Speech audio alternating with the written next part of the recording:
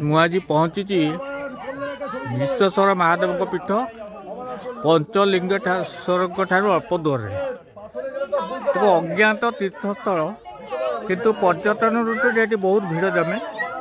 मुझे संध्या समय पहुँची ये गोटे विरल दृश्य बड़ बड़ पहाड़ बड़ बड़ पत्थर ये सब देखिले बहुत सुंदर लगुच।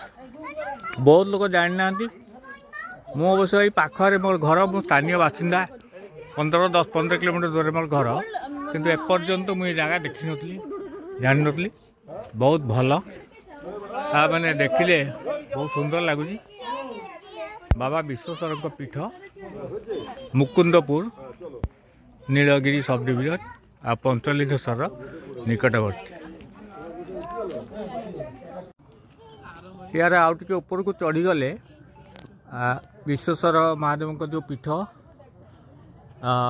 देखु आहरी बढ़िया बढ़िया पहाड़ बढ़िया बढ़िया पत्थर ये सबू गोटे उन्नत पर्यटन स्थल नमूना बहुत सुंदर बहुत पर्यटक आउ देखला बेलू एत सुंदर लगुच कल्पनातीत ये दृश्य जो मैंने आसबे एंजॉय करेंगे देखिए से माने समस्ते फील करेंगे ये एक बहुत बढ़िया जगह आ मु पहाड़ ऊपर को चढ़ी आस धईस हो तथापि मु आस्ते आस्ते कथबार्ता आपण देखा मोर यूट्यूब चैनल माध्यम तेणु जो मैंने देखिए एंजॉय करेंगे।